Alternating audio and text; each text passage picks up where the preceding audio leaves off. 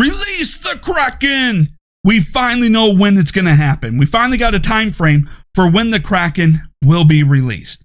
And it is going to be glorious. So far, a lot of us are already very entertained over everything that's going on. How the left has engaged in complete and total meltdown mode over Trump's refusal to concede in light of all the overwhelming and massive evidence of election fraud. I mean, the evidence is so overwhelming, and I'm not going to spend the next hour going back and summarizing all the evidence all over again. We've all been paying attention. We know what it is. We've seen it covered 100 times by everybody under the sun at this point. And the evidence is so overwhelming that, according to a Rasmussen poll, that a third of the Democrats, that's right, a third of the Democrats, the people who are impervious to facts, data, and information, that can't tell basic biology of men and women, they can't figure them out. Not even they, after looking at all of this, are buying it. They're looking at this like, yeah, we've been going through and having to accept a lot of BS, but we're not even buying this one. A third of the Democrats. Okay, so let's get something straight here about Sidney Powell, because we've gone through and we've done a lot of conflating between all these lawyers investigating election fraud and filing lawsuits and challenges.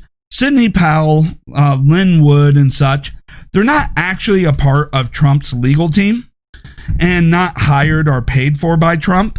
They are pursuing their own legal investigations and legal challenges to all the fraud that is going on, and just doing some coordination, some information sharing. All right, so people were freaking out about this letter that Sidney Powell is no longer part of Trump's legal team. Okay, they were just providing a clarification that she's not actually a part of the team, but they are coordinating, sharing efforts, and all of that. But Sidney Powell has come out, and she has continued to expand upon the allegations, right? That it's even bigger. And so here we go. Sidney Powell promises biblical lawsuit in coming days. Trump campaign attorney Sidney Powell on Saturday said that the president's lawyers will file a lawsuit of biblical proportions, alleging that some elections officials were embroiled in a pay-to-play scheme with prominent manufacturers and voting software. Okay, this is huge. And if everything that she is saying is true, and that she does have the smoking guns that she is now claiming, and remember, it's not a smoking gun, it's smoking guns, plural. Right? If she has this, oh man, this is going to be huge. It's going to be entertaining. And all of those independent journalists and small outlets that have been reporting and doing great investigative work on this, they're going to rise up significantly. And Fox News will have shot themselves in the foot for absolutely nothing. All right, so this is one of those very crazy things. And, we go off and we take a look at how other outlets have handled this, like Fox News, even Tucker Carlson. Tucker Carlson, you can say what you want about him, but in all reality, he's suffering from a problem that a lot of people have suffered from. And that is, once you reach the top, right, and you are on cable television, you have the highest of all ratings, you kind of start getting a little too big for your britches. You start developing too much of an ego, and he started having a bit of a meltdown, about Sidney Powell not giving him all the evidence before she presents it to a judge. Okay, we all know the story here, but I looked at what Tucker Carlson had done, and I'd like to ask, what about this story is far-fetched for you? Unbelievable to you? One might even argue this isn't even the worst thing the Democrats have even done in their pursuit of power during an election. I mean, everything that Tucker Carlson said, that this would be, outlandish scandal, that this could undermine democracy. Well, at one point in time, one might have made the same claims about the idea that a president would target his political opponents with the IRS, in order to suppress their ability to actually run a campaign or voice their political views. But that happened. And we've seen a lot of things over the last 10 years. One might even say that it was outrageous to even suggest that a president would go as far to undermine democracy as to use the FBI and our intelligence community to try and spy and sabotage their political opponents. That they would go as far as to knowingly use fake information, or even as far as, I don't know, altering emails and documents to manufacture evidence for the purposes of securing a FISA warrant. But that happened. But there was a time when they were all going out there saying the president is making these accusations without evidence, and that is dangerous to our democracy. Well, how did all of those turn out? So how is it unbelievable that after all of those things that they have done over, well, since the initial inauguration of Barack Obama to today, including impeaching a president with no evidence of crime, no witness to a crime, and not even being able to name a crime, impeaching a president just because they thought it would look good to their base in an election year, right? After they've done all of that and then spent an entire year now, or just about an entire year, going through burning down businesses, burning down communities, celebrating the death of anybody whose political views that they disagree with, how then would it be unbelievable to Tucker Carlson that the same group of people wouldn't go through and alter a few lines of code in a software in order to get the results that they wanted? I'd say it's not only very believable, but, it's par for the course of what they did. In fact, I would say it's a scaling down and simplification of everything that they've done in the past. That's just my view on this.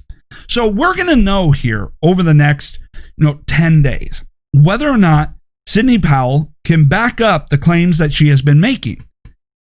And we're all eagerly waiting, because this is better than anything Hollywood has ever come up with over the last, 10, 12 years. It's highly entertaining no matter which way it goes, and we're just waiting for the leftist meltdown if she can back it up. If she can't back it up, well, we still had all the entertainment value, didn't we? But there has been other issues that have been brought up, just like in 2016, that here in 2020, that our eyes are being open. And the problem for the left is, once our eyes are open, we can't unsee the stuff that we've seen. So what did we learn in 2016, and then what have we learned here in 2020?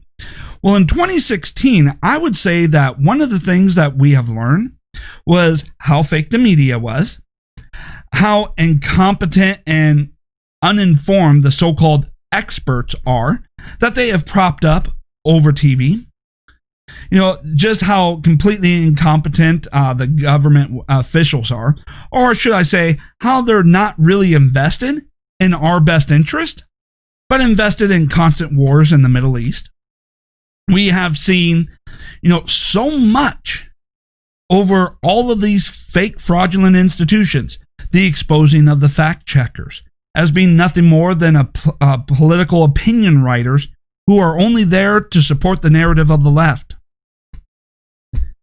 And the complete and total exposure of the tech tyrants, who have been censoring information, censoring what people could say, throttling everybody back, because control over information is apparently control over people's minds. But now we fast forward here to 2020, and we're finding more exposure of fraudulent institutions. We're seeing people that we once thought of as conservative leaders and the voice of the conservative movement, who are leading the charge against the liberal insanity, turn out to be nothing more than wolves in sheep clothing. And this goes beyond just Fox News.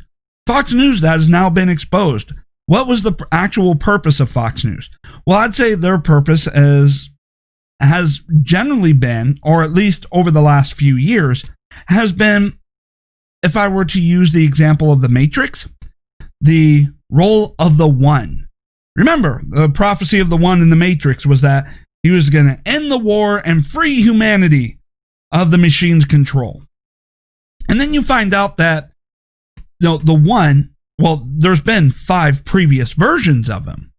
and that the role was never to free humanity or end the enslavement of mankind.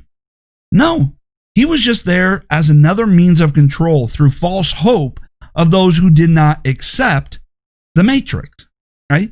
And one can argue that that was Fox News' role, to give us a place where we felt like our voices were heard.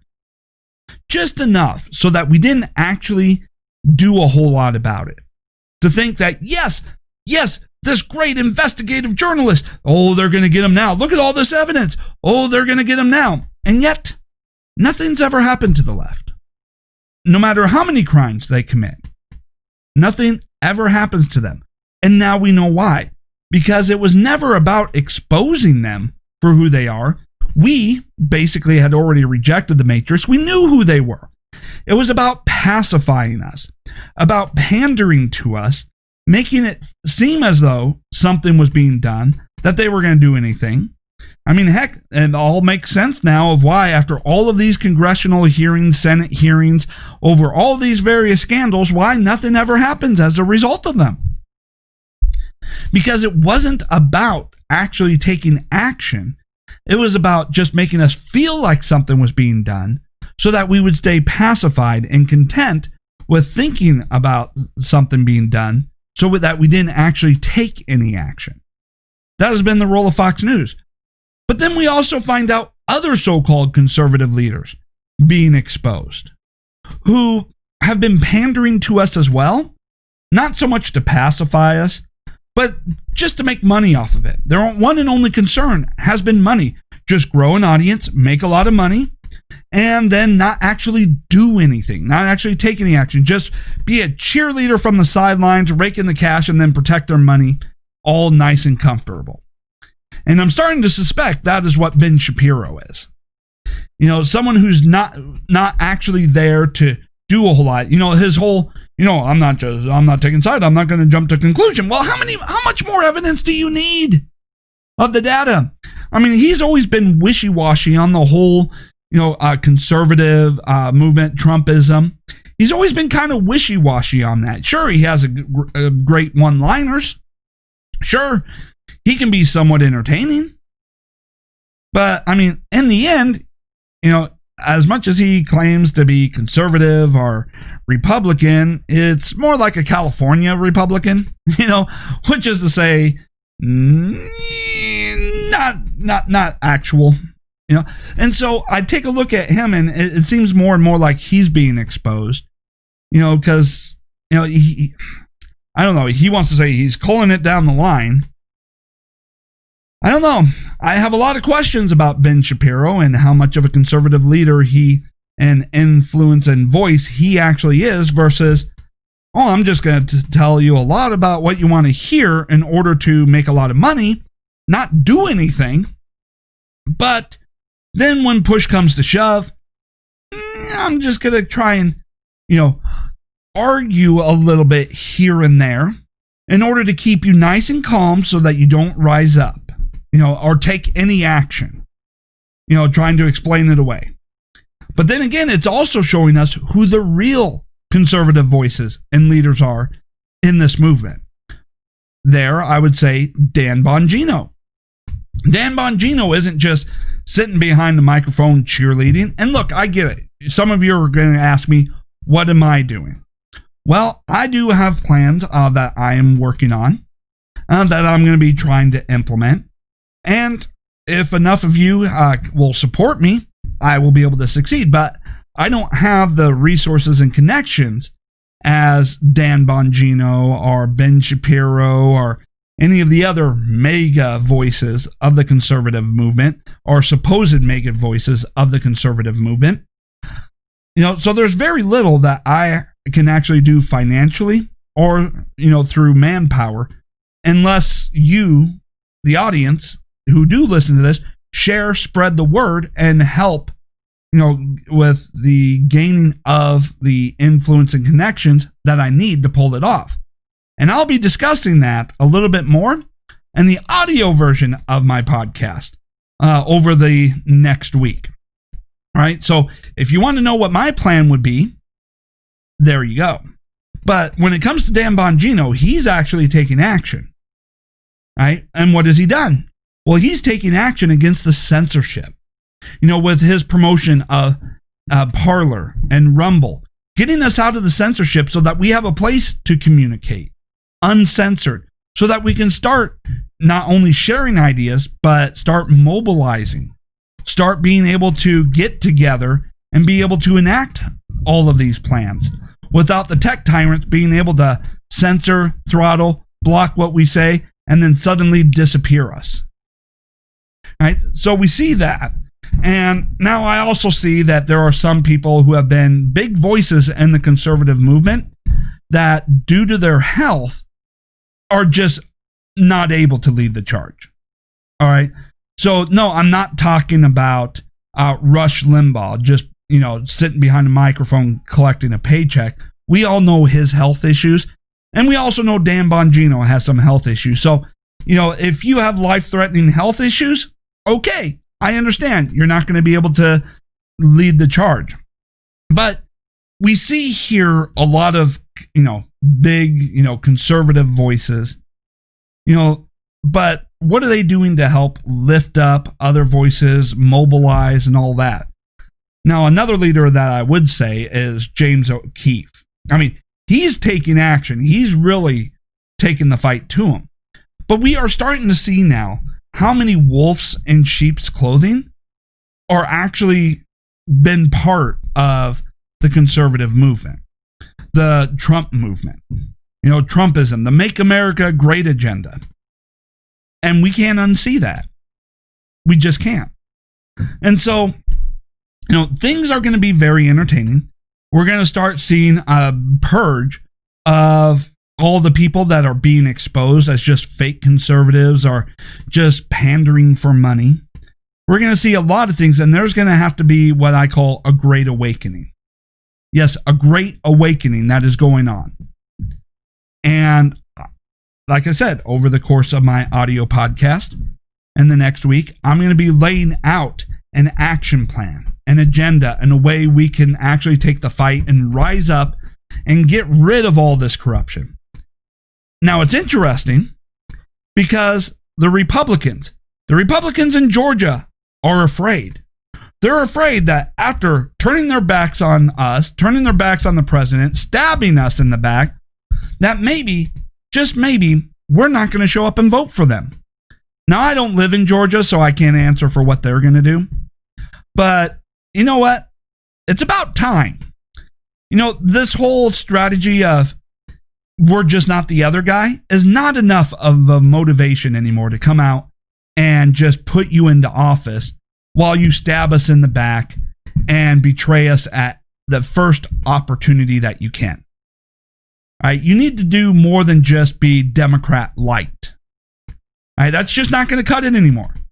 And if you're concerned that we're not going to come out and vote for you, maybe you should be analyzing your actions and over the last 4 years, how many times have you stabbed this president in the back and stabbed we the people in the back? What were you doing?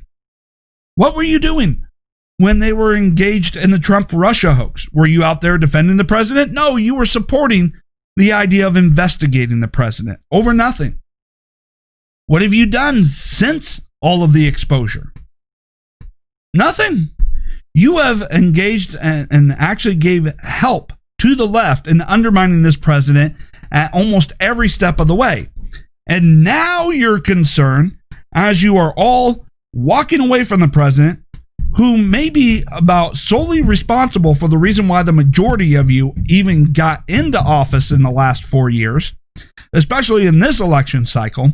And then you're all just turning your backs and walking away. And then you wonder why we may not be motivated to come out and vote for you again.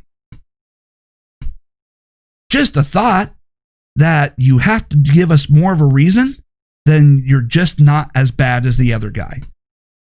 Just a thought. Maybe if you were more like Trump, who actually put the needs and ideas of the people first, instead of your own ambitions, your own, little special interest donors and all of that. Maybe if you worked as hard for us as Trump has, maybe you would have the support that Trump has. But at this point, I could give two rips about the Republican Party.